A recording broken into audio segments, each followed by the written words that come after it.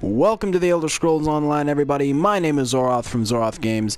Today, we are in the beautiful landscape of Skyrim, specifically East March. Just look at this. This is an MMO, guys. This is an MMO. This looks awesome.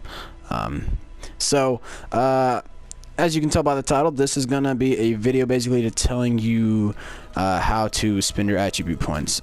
So, there's a couple things to this, and the first thing is spending attribute points as you're leveling up. Now, it's not as important leveling up, and in all seriousness, attribute points are important. They do carry some weight to them, but as far as leveling up, if you have a couple points into health, a couple points into stamina, a couple points into magicka, whatever, that's all fine. It really comes down to when you are veteran rank 14, when you're at your end game kind of gear, everything that you're going through there, or even when you hit veteran rank 1, because that's when you really want to try to decide, or you should already have your build kind of in mind, and should be spending those. So really, like I said, spending attribute points at the lower levels, basically 1 through VR1, not too incredibly important. You obviously want a lot of health, and everything is pretty much up to you.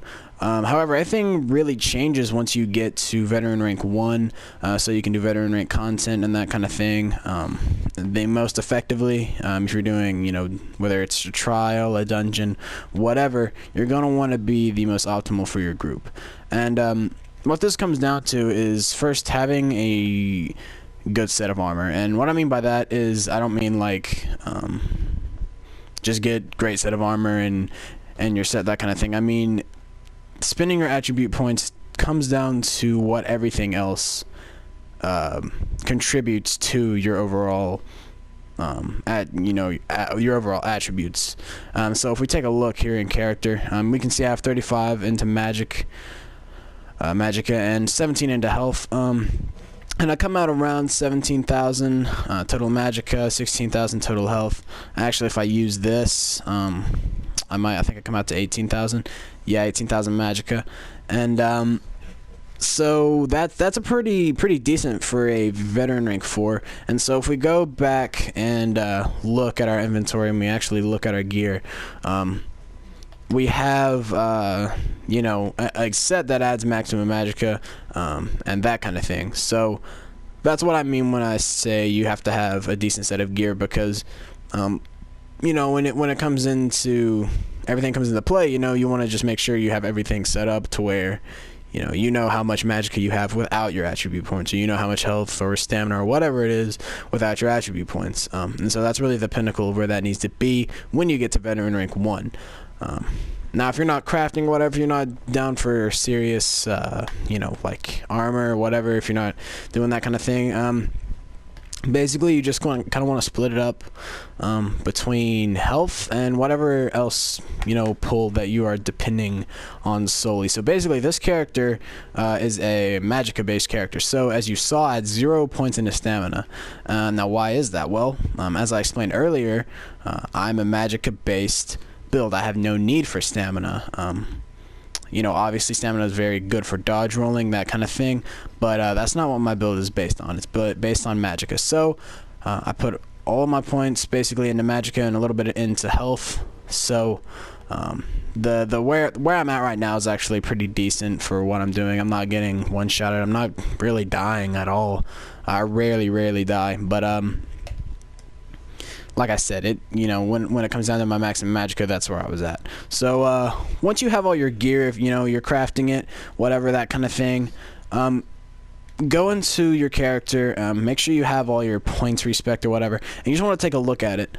If you're veteran rank 1, you don't need to have a lot of health. You just need to have, you want to make sure you have a really large resource pool. As you can see, I only have 17 points into health, and there was really only about 1,000 point difference until I used my inner light. So, like I said, attribute points hold weight, but not that much. So you have to pay attention to that.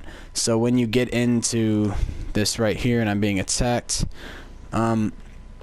you'll be able to know like exactly where to put your points. But as I said, they are important, but don't worry about them too much, because you know, if you get too caught up in attribute points, you get too caught up that kind of thing, you know, it's just gonna hurt you in the end, because you're gonna be too worried about something that's honestly not incredibly important. But again, I did say it's relevant, and it is. It certainly helps, because you know, they're 100 points a piece or something like that, 100, 200 points depending on your level or whatever. And so, you know, those 35, you know, 35 times 100, 35 times 200, that's a lot of, you know, that's a lot of points. So it absolutely helps. But that's basically it, guys. You just have to make sure you're basically splitting it. Now that, you know, there are hybrid builds, so if you're doing Magicka Stamina, that's fine, but I'm not saying they're not as effective as, you know, doing pure health and stamina, or pure health, pure Magicka, but that seems to be the case most of the time. So yeah, that's basically up to you guys, but that's the best way to distribute your points, so that you know exactly how to do that. And that's basically it. So thank you guys so much for watching. If you have any questions, or you feel like I didn't explain anything good, be sure to leave a comment. I love answering your questions. Any questions you have, try my best to answer them, because it's just what I like to do. So I'll see you guys in my next video. Peace out.